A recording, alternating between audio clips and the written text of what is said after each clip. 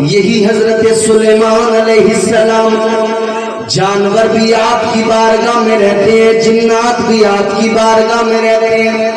ایک پرندہ ہے جس کا نام ہے ہدہد، لمبی چونچ والا، آپ نے دیکھا ہوگا۔ علاقوں کے حساب سے اس کا نام الگ الگ اپنی مادری زبان میں بھی ہوتا ہے، لیکن اس کا اصل نام جو قرآن نے بتایا وہ ہے ہدہد۔ ہدہد پرندہ اللہ کے پیغمبر جناب سلیمان علیہ السلام کی بارگاہ میں رہتا ہے۔ پیغمبر خدا کی بارگاہ میں اس کا کام کیا؟ قاصد ہے، پیغام لاتا ہے، پہنچاتا ہے، قاصد ہے۔ ایک روز حاضری لگ رہی ہے دربار سلیمان میں، نام پکارے جا رہے ہیں، سب اپنی حاضری درج کروا رہے ہیں۔ ہم حاضر ہیں، لبیک، ہم موجود ہیں۔ مگر جب ہدہد کا نام پکارا گیا، جب اللہ کے پیغمبر نے اس کا نام پکارا، یہ غیر حاضر، موجود نہیں۔ دربار کے اندر جتنے لوگ، انہوں نے کہا حضور موجود نہیں ہے، آج غیر حاضر ہے۔ اللہ کے پیغمبر کو آیا چلا، فرمانے لگے کہاں گیا بغیر بتائے، بغیر اجازت لیے؟ آپ نے فرمایا آنے دو، اگر وجہ معقول نہیں ہوئی تو سزا سخت دوں گا، وجہ معقول ہوئی تو پھر معاف کر دوں گا۔ ہدہد پرندہ جب آیا، اس کو پہلے بتا دیا گیا آج پیغمبر خدا ناراض ہے، یہ سمجھ گیا، جان گیا ناراض ہے تو منانا کیسے ہے۔ اللہ کے پیغمبر کی بارگاہ میں آیا، جناب سلیمان علیہ السلام کی بارگاہ میں آیا، آپ نے فرمایا کہاں گیا تھا؟ کہنے لگا اے اللہ کے پیغمبر، میلوں دور ایک ملک ہے ملکہ بلقیس کا ملک، ملک سبا، میں وہاں گیا تھا، مجھے میری برادری کا ایک اور ہدہد ملا تھا، اس کے ساتھ میں اس کا ملک دیکھنے گیا تھا۔ فرمایا میلوں دور۔ اب جملہ سننا، قرآن ہے یہ۔ اللہ کے پیغمبر نے فرمایا اے ہدہد، اپنی اوقات دے، اپنی بساط دے، اتنی سی جان۔ کہتا ہے میلوں دور کا سفر کر کے آیا ہوں، میلوں دور تک پرواز کر کے آیا ہوں۔ فرمایا اپنی اوقات تو ذرا دیکھ لے، اتنی لمبی پرواز تو نے کیسے کی؟ جملہ سنو ہدہد کا، پیغمبر خدا کی بارگاہ میں عرض کرتا ہے اے پیغمبر خدا، میری کیا مجال میں اتنی پرواز کر سکوں، میری کیا اوقات میں اتنی پرواز کر سکوں؟ کہنے لگا اے پیغمبر خدا، یہ پرواز جو ہے اس میں میرا کمال نہیں ہے، یہ تو آپ کی بارگاہ کی غلامی، اس غلامی کے سبب یہ عزت مجھے بھی مل گئی ہے کہ میں میلوں دور کا سفر کر سکتا ہوں۔ کہتا یہ تو آپ کی نسبت ہے، ورنہ میری کیا اوقات، میں اتنا لمبا، اتنا طویل، اتنی طویل پرواز کر سکتا۔ پتہ لگا نسبت شے کو ممتاز کرتی۔ اب اس نے ہدہد نے سارا واقعہ سنایا، میں نے ملکہ کو دیکھا ہے بڑے کروفر کے ساتھ، مگر میں یہ چاہتا ہوں، میرے دل کی یہ خواہش ہے کہ وہ آپ پر ایمان لے آئے۔ حضرت سلیمان علیہ السلام نے خط روانہ فرما دیا، خط پہنچا ملکہ بلقیس آنے والی ہے، مگر اللہ کے پیغمبر نے فرمایا اپنے دربار کے اندر سنو، ملکہ بلقیس تو آنے والی ہے، مگر اسے یہ بھی تو پتہ لگے جہاں آ رہی ہے وہ کتنی بلند عظیم الشان بارگاہ ہے۔ جہاں پہ ملکہ بلقیس آ رہی ہے، پیغمبر کے کے اسٹیٹس کو جان لے، پیغمبر کی عظمت کو جان لے۔ اللہ اللہ جناب سلیمان علیہ السلام نے فرمایا ایک کام کرو، جو ملکہ بلقیس کا تخت ہے ملکہ کے آنے سے پہلے وہ تخت یہاں لایا جائے۔ آپ نے دربار میں فرمایا کون ہے جو جائے گا ملکہ بلقیس کا تخت لے کے آئے گا؟ قرآن کہتا ہے ایک جن کھڑا ہوا، قال عفریت من الجن، جن بڑا طاقتور جن کھڑا ہوا، کہنے لگا حضور میں لے کے آؤں گا۔ فرمایا کتنی دیر میں لائے گا؟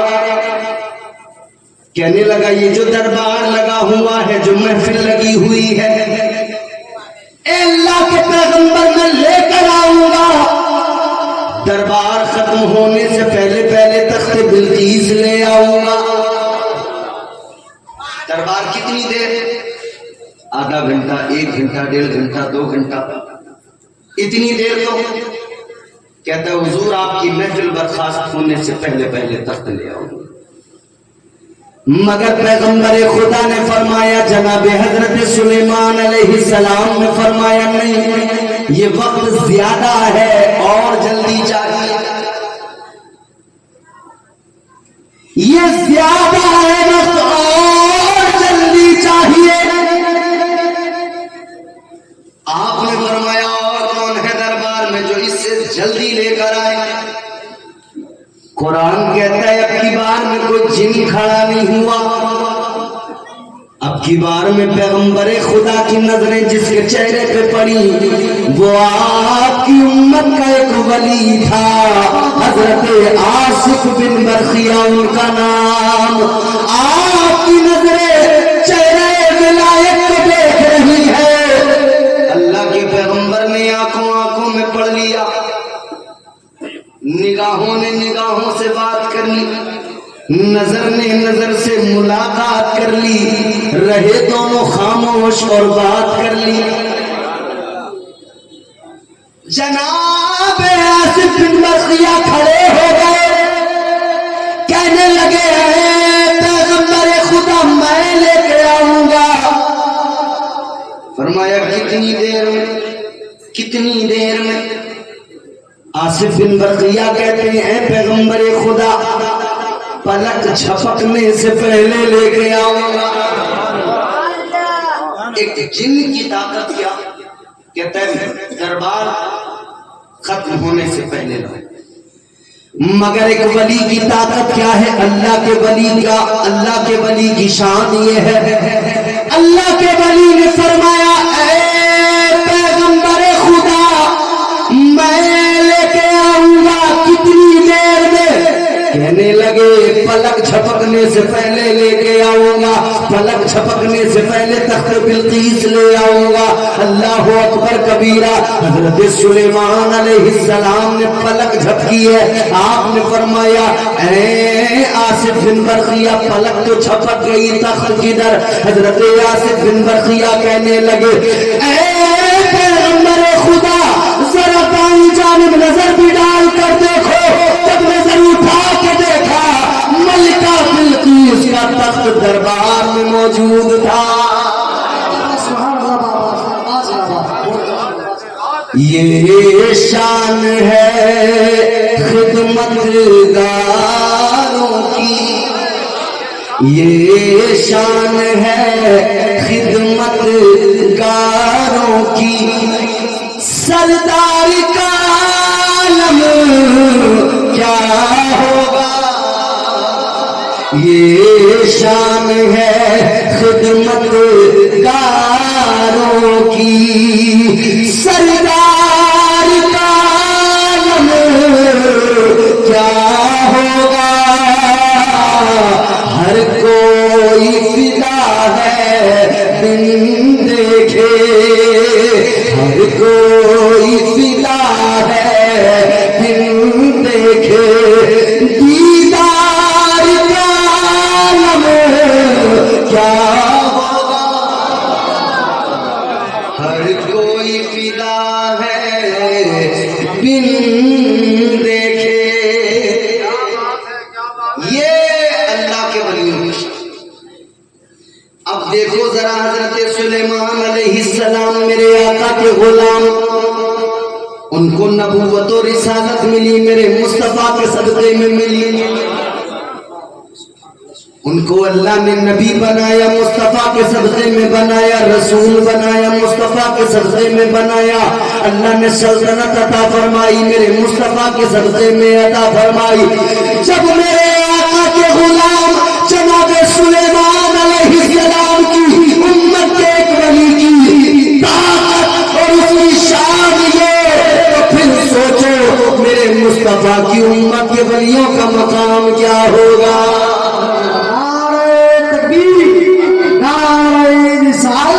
مسلک اعلیٰ حضرت علماء اہل سنت عرص مبارک علامہ امتیاز رضا برکاتی، نعرہ تکبیر، نعرہ رسالت.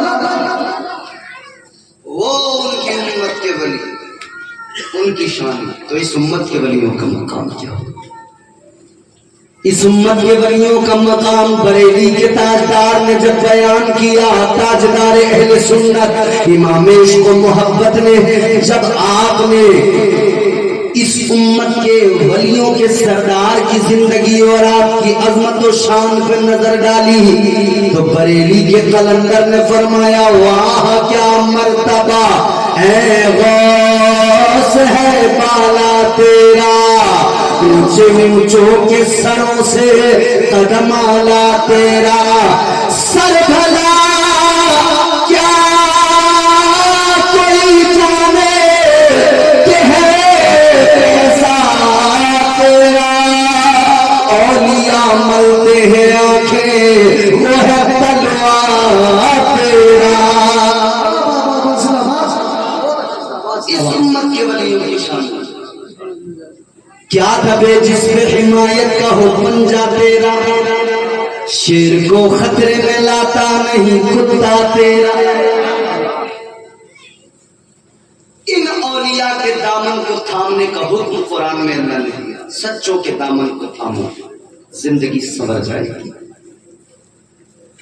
ان کا دامن تھامو، ان کی شان بڑی، ان کا مقام بڑا، ان کا مرتبہ بڑا بلند و بالا. اللہ تعالیٰ نے پروردگار نے ان کی عزتوں کو قرآن میں دوبالا فرمایا. میں قرآن سناؤں گا، آپ سنیے. دل آپ کا اگر قرآن کی آیتوں کے مچلے تو بولنا ضرور ہے. پہلے اپنے آپ کو تیار کرو، بولو سبحان اللہ، زور سے بولو، زور سے. جو طور ہے دنیا کا اسی طور سے بولو. بحروں کا علاقہ ہے ذرا زور سے بولو. اللہ تعالیٰ نے اولیاء کی عظمت قرآن مجید میں بیان فرمائی. کیا فرمایا؟ فرمایا تلک الجنت التی نورث من عبادنا من کان تقیا. اگلے مقام پہ فرمایا ان الذین آمنوا وعملوا الصالحات کانت لهم جنات الفردوس نزلا. اگلے مقام پہ فرمایا اولئک هم الوارثون الذین یرثون الفردوس هم فیہا خالدون. اگلے مقام پہ فرمایا وَلَقَدْ كَتَبْنَا فِي الزَّبُورِ مِن بَعْدِ الذِّكْرِ أَنَّ الْأَرْضَ يَرِثُهَا عِبَادِيَ الصَّالِحُونَ.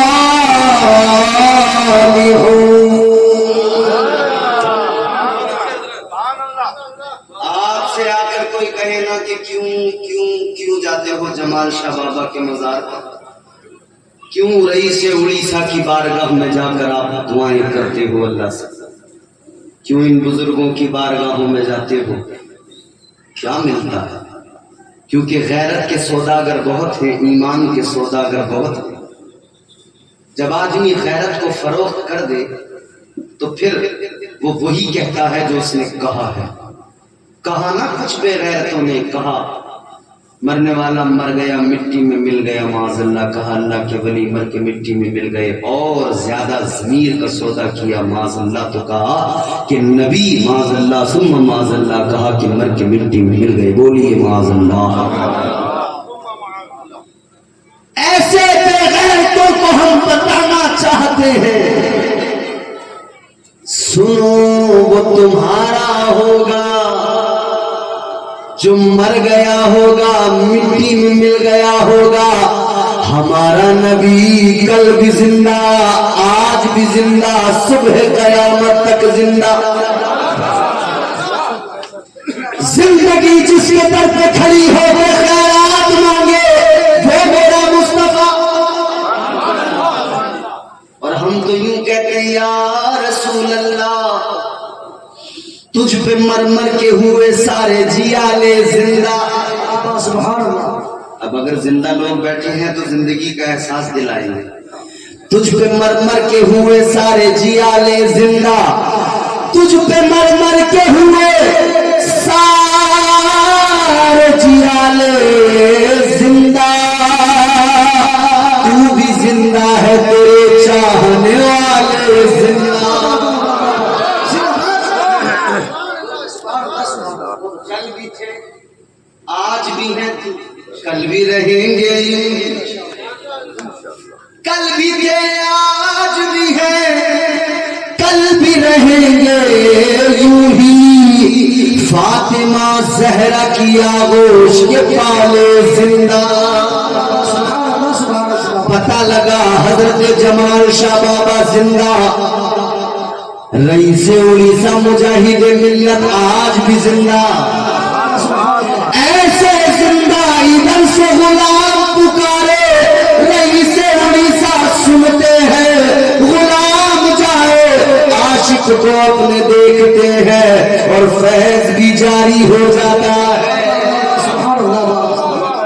ہم زندہ نبی کے ماننے والے زندہ قوم، اور جب زندگی موت کی بات چلی ہے تو ذرا آگے بڑھو، میں آپ کو اللہ والوں کی شان دکھاؤں، اور جلدی سے گفتگو کو سمیٹ دوں۔ دلی لے کے چلتا ہوں آپ کو، دلی کی سرزمین۔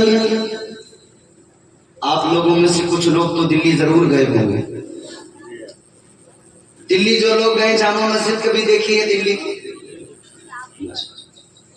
دلی کی جامع مسجد کی پیریوں پہ ایک مزار بنا ہوا ہے، آج بھی آپ جائیے، ایک اللہ کے ولی کا مزار ہے، نام ہے ان کا حضرت ہرے بھرے شاہ بابا رحمت اللہ علیہ۔ آپ وہاں جائیے، اللہ والے کی بارگاہ میں حاضری دیجیے، سوانح حیات بھی حضرت کی وہاں ملے گی، پڑھ لیجیے، دیکھ لیجیے قلندر کی شان کیا۔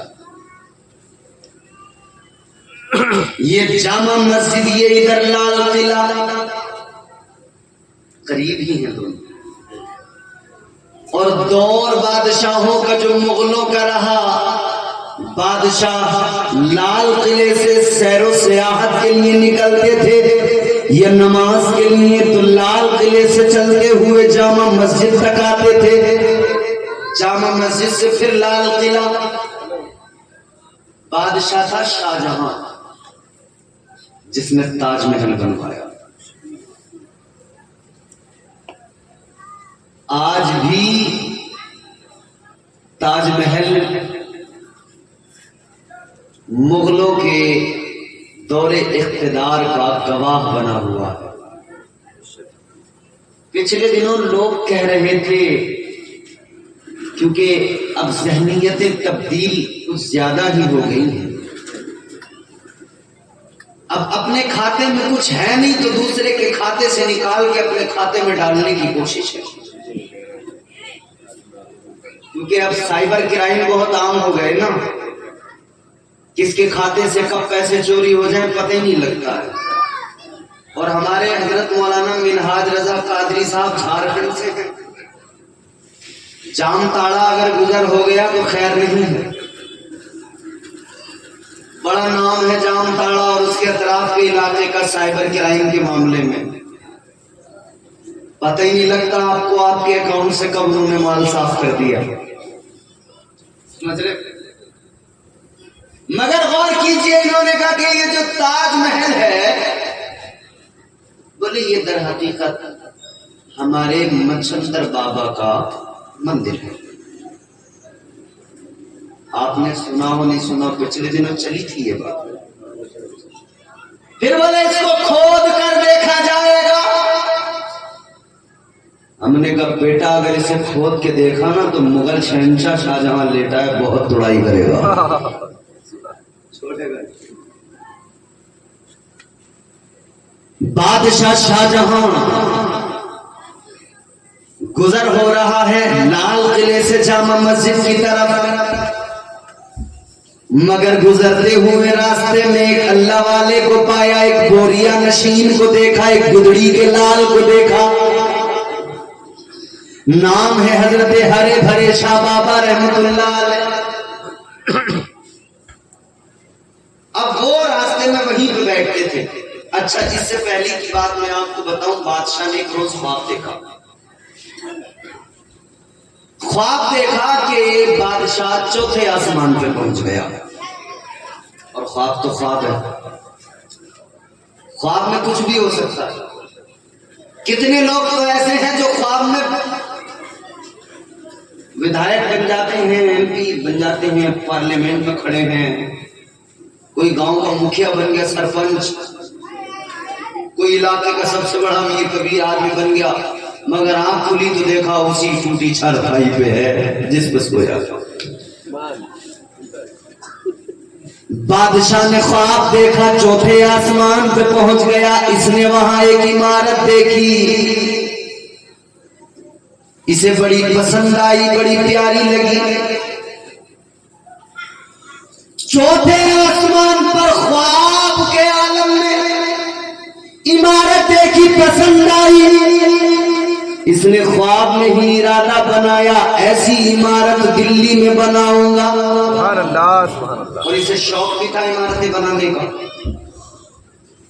مگر مسئلہ یہ ہوا، جب بیدار ہوا خواب ٹوٹا تو خواب میں جو چوتھے آسمان پہ عمارت دیکھی تھی، جو نقشہ دیکھا تھا، وہ ذہن سے نکل گیا، بھول گیا کیسا نقشہ تھا. اب بڑا پریشان ہے، اسی کشمکش میں ہے، کیا کیا جائے کیا کیا جائے، یاد ہی نہیں آ رہا. آپ لوگ بھی خواب دیکھتے ہیں، کئی بار کچھ باتیں اس کی بھول جاتے تو یاد کرنے کی کوشش کرتے نا، اور کیا دیکھا تھا اور کیا دیکھا تھا. بادشاہ بھول گیا، پریشان، یاد نہیں آ رہا کیسے تھی وہ عمارت، کیسا تھا وہ نقشہ. دماغ اسی میں لگا ہوا ہے، اسی فراق میں ہے، لال قلعے سے گزر رہا ہے.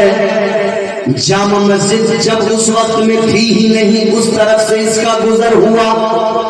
راستے میں قلندر بیٹھا ہے، اللہ کا ولی بیٹھا ہے. اللہ والے نے بادشاہ کو دیکھا تو فرمانے لگے، بادشاہ کیا بات ہے، کیوں پریشان ہے؟ بادشاہ کہنے لگا، اے اللہ والے، آپ کو کیا پتا ہم بادشاہوں کی پریشانیاں کیا آپ نہیں سمجھ سکتے، آپ کی سمجھ سے پرے ہے. ہمارا دماغ کدھر کدھر ہوتا جملہ سننا. اللہ والے نے فرمایا، رک جا بادشاہ، تو کیا سمجھتا ہے؟ تیرے پاس میں تخت و تاج ہے، اقتدار ہے، تو تو کیا سمجھتا ہے؟ تو بہت عظیم انسان ہے. فرمانے لگے، اے بادشاہ سن لے، یہ جو تیرے سامنے بیٹھا ہے یہ قلندر بیٹھا ہے. اور یقیناً یہ الگ بات کے خاموش کھڑے رہتے ہیں، پھر بھی جو لوگ بڑے ہیں وہ بڑے رہتے ہیں. ایسے درویشوں سے ملتا ہے ہمارا شجرا، جن کے جوتوں میں کئی تاج پڑے رہتے ہیں. آپ نے فرمایا، اے بادشاہ، اپنے تخت و تاج پہ اترانے کی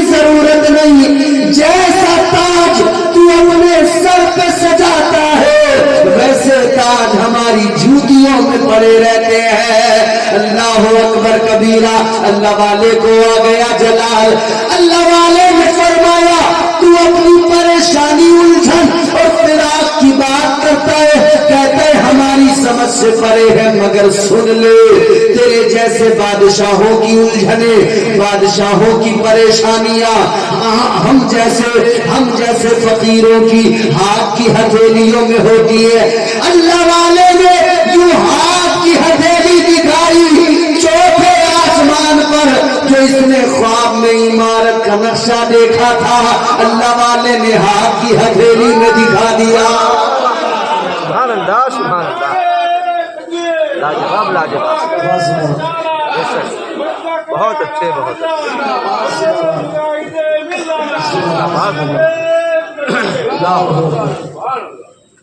یہ شان ہے اللہ والوں کی. آج کی اچھا ایک بات بتاؤ, آپ کوئی خواب دیکھیں, آپ کا خواب ہے, مجھے پتہ لگ سکتا ہے آپ نے کیا دیکھا؟ نہیں نا. مگر سنو, اسی لیے تو ہم کہتے ہیں ایک ظاہری آنکھیں ہوتی ہیں, ان کا دائرہ محدود ہے, مگر ایک باطنی دل کی آنکھیں ہوتی ہیں. جب اللہ حجاب ہٹاتا ہے, پردے اٹھاتا ہے, پھر ولی کو سب نظر آتا ہے, وہ سب دکھائی دیتا ہے اللہ کی توفیق سے جو ہمارے لیے چھپا ہے. اسی لیے تو میرے غوث اعظم نے فرمایا, تاجدار بغداد سلطان الاولیاء نے فرمایا, آپ فرماتے ہیں میں ساری روئے زمین کو ایسے دیکھتا ہوں جیسے اپنے ہاتھ کی ہتھیلی پہ رائی کا دانا. اللہ اللہ, ساری زمین اس طرح سے ہے, حجاب جب اٹھ جائے, پردے جب ہٹ جائے, اللہ تعالی زمین و آسمان کے تمام طبقے روشن فرما دیتا ہے. ولی کی پاور اور ولی کی شان یہ ہے. تو عزیزوں, اب بادشاہ بڑا حیران خوش بھی ہوا, کہا کہ اب یہ عمارت بنائیں گے دلی میں. کون سی عمارت ہے عزیزوں؟ وہ چوتھے آسمان پہ خواب کے عالم میں جو بادشاہ نے نقشہ دیکھا, پھر بھولا, پھر ولی نے ہاتھ کی ہتھیلی میں دکھایا, آج بھی وہ دلی میں عمارت موجود ہے, دلی کی جامع مسجد. دلی کی جامع مسجد. اچھا, جامع مسجد کا بڑا عجیب اتہاس ہے. جامع مسجد بادشاہ نے تعمیر کروائی, مگر بادشاہ نے جب جامع مسجد تعمیر کرائی نا, تو اس کی ایک تمنا, ایک آرزو تھی. لو لگا کے بارگاہ مصطفیٰ میں کہتا تھا, یا رسول اللہ, اے میرے آقا, مسجد میں نے بنائی ہے, مگر اس وقت نمازیں شروع ہوں گی جب آپ سب سے پہلے آ کر نماز پڑھیں گے. سبحان اللہ سبحان اللہ. اس کا مطلب ممتاز بھی, یہ شاہ جہاں بھی جانتا تھا میرے مصطفیٰ زندہ ہیں, جب چاہیں تب آ سکتے ہیں. اس نے ارادہ کر لیا, مسجد تعمیر ہو گئی, مسجد میں تالے لگا دیے گئے, لوگ حیران, مسجد بنائی, نماز نہیں پڑھنے دیتا, مسجد بنائی, مسجد میں جانے نہیں دیتا, عبادت کرنے نہیں دیتا, مگر عاشق کو انتظار میں تھا کب آئیں گے میرے آقا. سنا ہے آپ ہر عاشق کے گھر تشریف لاتے ہیں, سنا ہے آپ ہر عاشق کے گھر تشریف لاتے ہیں, میرے گھر میں بھی ہو جائے چراغاں یا رسول اللہ. یہ تو لو لگا ہے بیٹا. اس نے تو بلکہ اس کی عقیدت تو یہ تھی, سنا ہے نہیں بلکہ یقین ہے آپ ہر عاشق کے گھر تشریف لاتے ہیں, اور ہم سب کا بھی یہی عقیدہ یقین ہے آپ ہر عاشق کے گھر تشریف لاتے ہیں, میرے گھر میں بھی ہو جائے چراغاں یا رسول اللہ.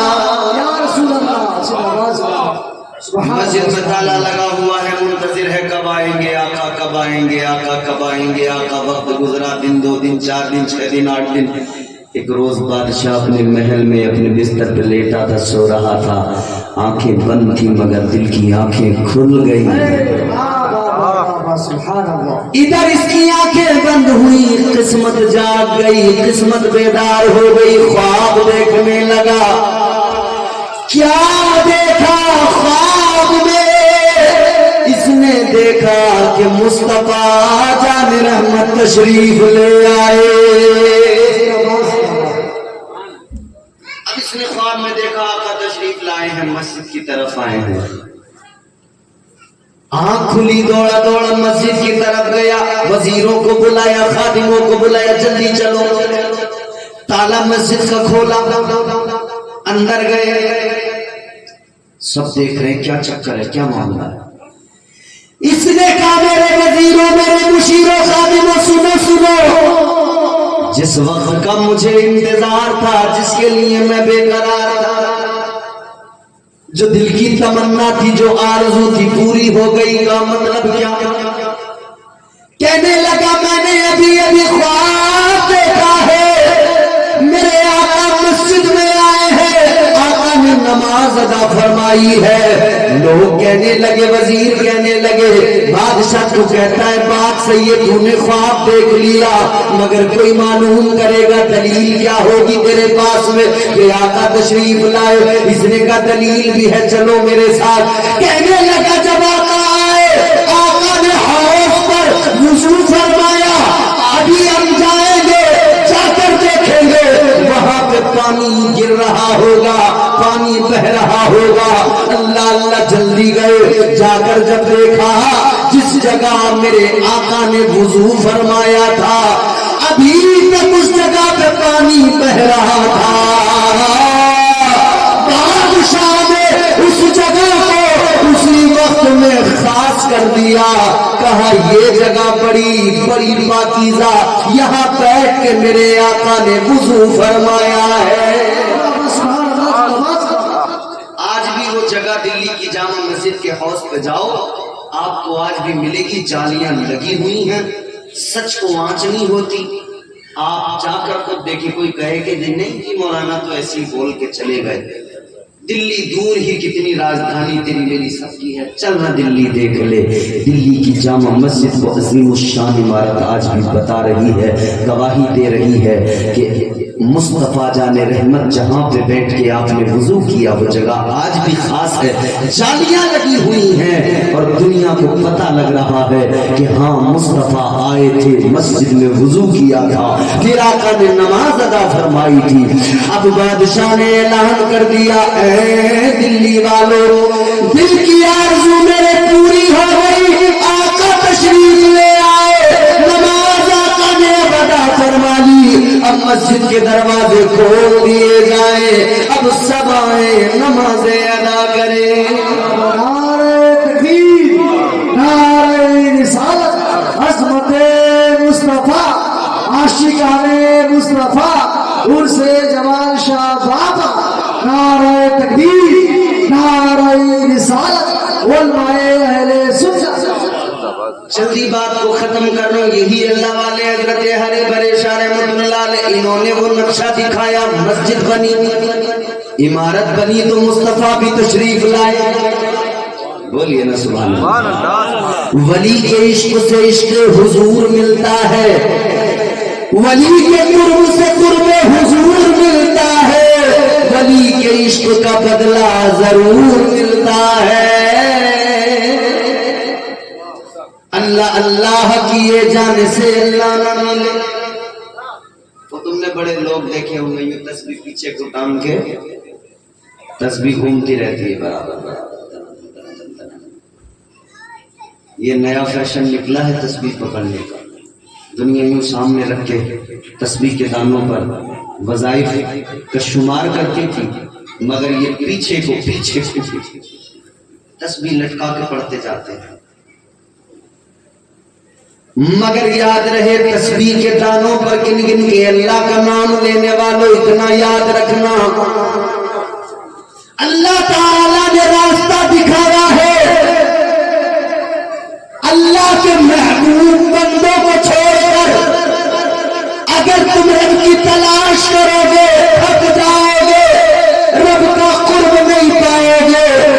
ضروری ہے کہ پہلے اتنا کرو اللہ تعالیٰ کے ولیوں کی بارگاہوں میں جاؤ، جنہیں رب کا قرب حاصل ہو گیا ان کی بارگاہوں میں جاؤ.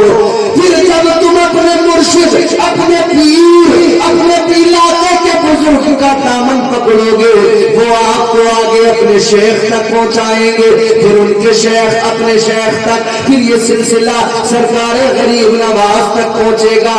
سرکار غریب نواز اپنے آگے اس سلسلے کو بڑھائیں گے اور بارگاہ غوث تک پہنچا دیں گے. تو وہی حضرت ارے بڑے شاہ رحمۃ اللہ علیہ، ان کے ایک مرید تھے، بڑے چہیتے، بڑے خاص. بھائی عظمت رضا بھاگلپوری آ گئے میرے بعد میں، پھر انشاءاللہ سنیں گے آپ مچلے گے. اب ان کا دیکھیں آپ ذرا غور فرمائیں. ان کے ایک مرید تھے، ان کا نام تھا حضرت سرمد شہید رحمت اللہ علیہ. تاریخ میں یہ نام موجود ہے، یہ علماء جانتے ہیں اچھی طرح سے. حضرت سرمد شہید رحمت اللہ علیہ ایک روز دلی والوں کی بے چینیاں بڑھ گئیں، دلی کی عوام کی دھڑکنیں تیز ہو گئیں. دلی والے بے قرار ہو کر دوڑے دوڑے اللہ کے ولی کی بارگاہ میں آئے، حضرت ہرے بھرے شاہ رحمۃ اللہ علیہ کی بارگاہ میں آئے، ہاتھ جوڑ کے کہنے لگے اللہ والے بڑی مصیبت میں ہیں، بڑی پریشانی میں ہیں، کرم فرمائیے. اللہ والے نے فرمایا کیا ہوا، کیا مسئلہ؟ کہنے لگے ظالم و جابر بادشاہ دلی کی طرف اپنا لشکر لا رہا ہے، چنگیزیوں کا لشکر دلی کی طرف آ رہا ہے، تاتاریوں کا لشکر آ رہا ہے، اور وہ دلی کے مسلمانوں کا خاتمہ کرنا چاہتے ہیں. اللہ اکبر. لوگ جب آئے تو کہنے لگے حضور کرم فرمائیے. اللہ کے ولی نے فرمایا ڈرتے کیوں ہو، ایمان کی طاقت بڑی طاقت ہوتی ہے. مگر ایک تاریخی جملہ اللہ والے نے فرمایا کہ کچرے کی صفائی بھی ہر دور میں ہوتی ہے. آج جو آپ دیکھ رہے ہو نا پریشانیاں، مصیبتیں، پریشانیاں، تمام دقتیں، مسلمانوں پر جو آفتوں کے ظلم و ستم کے پہاڑ ٹوٹ رہے ہیں، جانتے ہو ریزن کیا ہے؟ ہماری بدعمالیاں، ہم خود ذمہ دار ہیں. درس قرآن اگر ہم نے بھلایا ہوتا، یہ زمانہ نہ زمانے نے دکھایا ہوتا. اور اقبال نے قلندر لاہوری نے کہہ دیا تھا کہ محمد سے وفا تو نے تو ہم تیرے ہیں، یہ جہاں چیز ہے کیا لوح و قلم تیرے ہیں. اور اقبال نے یہ بھی مزاج دیا تھا غلط روی سے منازل کا دور بڑھتا ہے، غلط روی سے منازل کا دور بڑھتا ہے. مسافروں روش کارواں بدل ڈالو، عزیزان گرامی القدر اپنی بدعمالیوں پہ بندہ نظر کرے، اپنی بدعمالیوں کو دیکھے. یاد رکھنا اب وہ اللہ کے ولی عظیم المرتبت اللہ کے ولی فرمانے لگے گھبراؤ نہیں. لوگ روئے، آپ نے فرمایا جاؤ اپنے گھروں میں آرام سے سو جاؤ، اب تمہیں کچھ نہیں ہوگا، اب تمہاری ذمہ داری قلندر لے رہا ہے. اللہ اللہ دلی والے تو اپنے اپنے گھروں میں چلے گئے، عوام دہلی کی اپنے گھروں میں چلے گئے لوگ، لیکن رات کا سناٹا ہونے والا ہے. اللہ والے کو خبر ہے آج رات دلی کی سرحدوں میں وہ لشکر داخل ہونے والا ہے. تو آپ نے اپنے مرید کو پکارا سرمد کدھر ہو؟ جی حضور آ گئے. اللہ والے نے فرمایا سرمد آج رات کو ایک کام ہے. کہا جی حضور. کہا دلی کی سرحدوں پر جانا ہے، ایک لشکر آ رہا ہے، مسلمانوں کو اپنے ظلم کا نشانہ بنانے کے لیے اس سے ہمیں مقابلہ کرنا ہے، جنگ کرنی ہے. مرید نے کہا حضرت بالکل درست ہے، چلیں گے. سچا پیر ہو، سچا مرید ہو، مرید تو کبھی حکم کو ٹال ہی نہیں سکتا نا. یہ آج کا مرید ہوگا جو پیر کو دھوکہ دے دے, پیر صاحب بلائیں جان بچا کے بھاگے, کیونکہ یہ سب پتا ہے کہ کئی پیر جان بچا کے بھی وہی مرید بھاگتا ہے جسے اپنے پیر کو پتا ہوتا ہے کہ اس کی نظر میری جیب پڑ گئی ہے. اللہ تعالیٰ نے اس علاقے کو بڑا پیارا پیر عطا فرمایا جو رئیس اڑیسہ کا فیضان عام کر رہا ہے اور تاج الشریعہ کے فیضان کو تقسیم کر رہا ہے. اس ذات والا کا نام حبیب ملت ہے. اللہ والے نے فرمایا سرماد اگر آپ کو جنگ کے لیے جانا ہے کہ جی حضور جائیں گے, باقی کا کچھ نہیں معلوم کیا, کچھ نہیں پوچھا. رات کا سناٹا ہوا, اللہ والے نے فرمایا چلو سرمد جی حضور جنگ کرنا ہے. اچھا حضور. تو پھر آخر ڈرتے ڈرتے مرید نے, اب جملوں کا لطف آپ محسوس کرنا, لطف لینا. ڈرتے ڈرتے مرید نے کہا حضور ہم لوگ جا تو رہے ہیں مگر ذرا سا تفصیل بھی اگر پتہ لگ جائے کہ آنے والا لشکر کیسا ہے. فرمایا بڑا لشکر ہے, بڑی فوج ہے. کہ حضور ہتھیار بھی ہیں؟ کہاں ہیں. تو مرید نے کہا حضور اپنی فوج کتنی, اپنا لشکر کتنا. تو پیر نے فرمایا سرمد ہمیں لشکر کی کیا ضرورت, آگے میں پیچھے تم دونوں کا. سبحان اللہ. اب مرید کو یقین تو تھا پیر پہ, مگر مرید تھوڑا سا حیران ہے. دو لوگ اتنے بڑے لشکر کا مقابلہ کرنے کے لیے, دو لوگ. مرید نے سہم کر کہا حضور اگر اپنے پاس فوج نہیں ہے تو شاید کوئی بم ہوگا خطرناک جو ایک ہی بار میں ساری فوج کو اڑا دے گا. اللہ والے نے فرمایا اپنے پاس کوئی بم بارود نہیں, کوئی ہتھیار نہیں ہے. مرید حیران حضور لڑیں گے کیسے. اللہ والے نے فرمایا سنو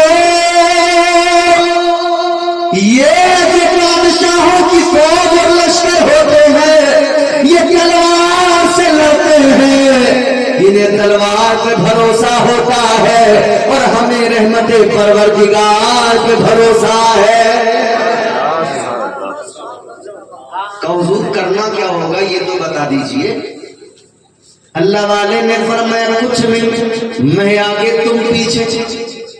کہ بس اتنا سا کام ہے, جب میں آگے سے کہہ دوں چھٹ تو تم پیچھے سے کہہ دینا پٹ, ختم. کوئی تلوار نہیں اٹھانی, کوئی بیل, کوئی بھالا, کوئی برچھی, کوئی نیزا, کوئی بندوق, کوئی توپ, کوئی بم بارود, کچھ نہیں. کہا کہ جب میں آگے سے کہہ دوں چٹ تم پیچھے سے کہہ دینا بولو زور سے. پیر آگے سے کہے گا چٹ, مرید پیچھے سے کہا کتنے کہنا ہے پٹ. چل دیے آگے آگے مرید, آگے آگے پیر, پیچھے پیچھے مرید, دونوں جا رہے ہیں. دلی کی سرحد پہ پہنچے.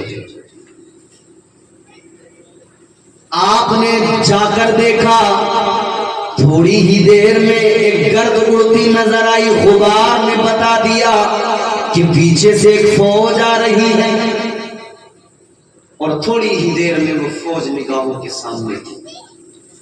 اس فوج کے کمانڈر نے جب دیکھا کہ سامنے دو لوگ ہیں,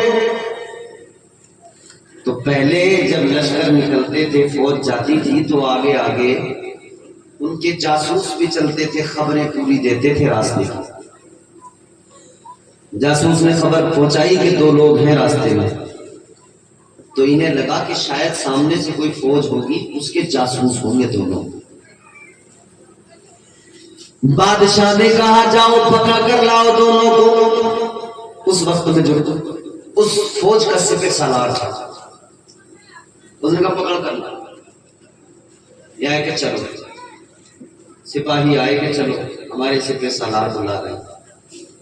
اللہ والا شان ولایت کے ساتھ میں آگے بڑھا, پہنچ گئے. سپہ سالار نے فرمایا کون ہو؟ فرمایا اللہ کے بندے ہیں. حضور کے غلام اپنے آقا کے امتی کس لیے آئے ہو رات میں یہاں دلی کی سرحد پر؟ فرمانے لگے تم سے مقابلہ کرنے آئے ہیں، تم سے جنگ کرنے آئے ہیں۔ سالار ذرا سہما، اس نے کہا کہ تمہاری پیچھے سے کوئی فوج ہے بڑی؟ کہاں ہے؟ کدھر چھپی ہے تمہاری فوج؟ بتاؤ۔ اللہ والے نے فرمایا ہمیں فوج کی کیا ضرورت،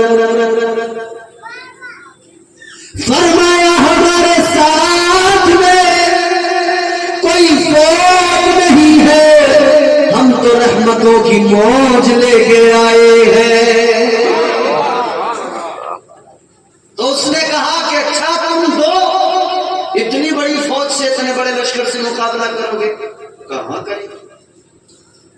یہ سپہ سالار ہنسنے لگا، کہنے لگا عجیب بات ہے، کہتا یا تو تم دونوں پاگل ہو کہ جو آ گئے ہو تم جانتے نہیں، یہ میرے جنگجو بہادر سپاہی جدھر نکل جاتے ہیں بستیوں میں آگ لگا دیتے ہیں، تباہی مچا دیتے ہیں، تمہاری بساط کیا؟ کہنے لگا اگر میں اشارہ کر دوں تو تلواریں چمکیں گی، لمحوں کے اندر تمہارا جسم ٹکڑوں میں بٹ جائے گا۔ اللہ والے نے فرمایا، جلال کے عالم نے فرمایا دھمکی کسی اور کو دینا، اگر ڈرتے ہوتے تو کبھی نہ آتے، آئے ہیں تو سمجھ لے ڈرتے نہیں ہے۔ اور کیوں ڈرے؟ ہم تو فقط اپنے پروردگار سے ڈرتے ہیں۔ اللہ تعالیٰ نے قرآن مجید میں بھی اعلان کر دیا، الا ان اولیاء اللہ لا خوف علیہم ولا هم يحزنون۔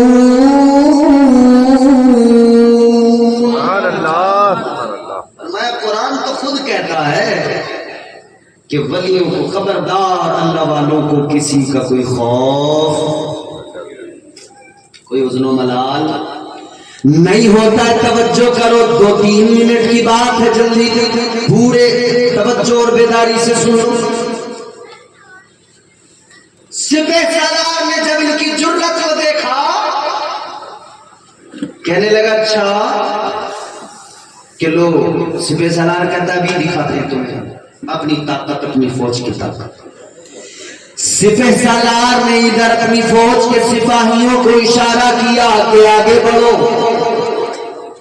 ادھر دیکھو، ادھر۔ اس فوج کے سپہ سالار نے اشارہ کیا کہ جلدی تلواریں نکالو، آگے بڑھو، دونوں کا کام تمام کر دو۔ تلواریں نکلی، تلواریں سپاہیوں نے ہوا میں لہرائی، حملہ کرنے کو تیار۔ انہیں تو لگتا تھا ابھی ختم کر دیں گے، مگر بے خبر تھے۔ انہوں نے تلواریں اٹھائیں، ادھر اللہ والے نے آگے سے فرمایا چٹ، پیچھے سے مرید نے فرمایا پٹ۔ تاریخ گواہ ہے، اللہ والے نے چٹ کہا، مرید نے پٹ کہا۔ آج تک تاریخ میں پتہ نہیں لگتا وہ فوج کہاں چلی گئی، وہ 20,000 کا لشکر کہاں چلا گیا، اسے زمین میں اپنے اندر دفن کر لیا یا اسے آسمان میں اٹھا لیا۔ سبحان اللہ، نعرہ تکبیر، نعرہ رسالت، مسلک اعلیٰ حضرت علماء اہل سنت علامہ امتیاز رضا برکاتی، نعرہ تکبیر، نعرہ رسالت۔ ہے کوئی کسی کے پاس ایسا بم ایک جھٹکے میں پتہ ہی نہیں گئے کہاں؟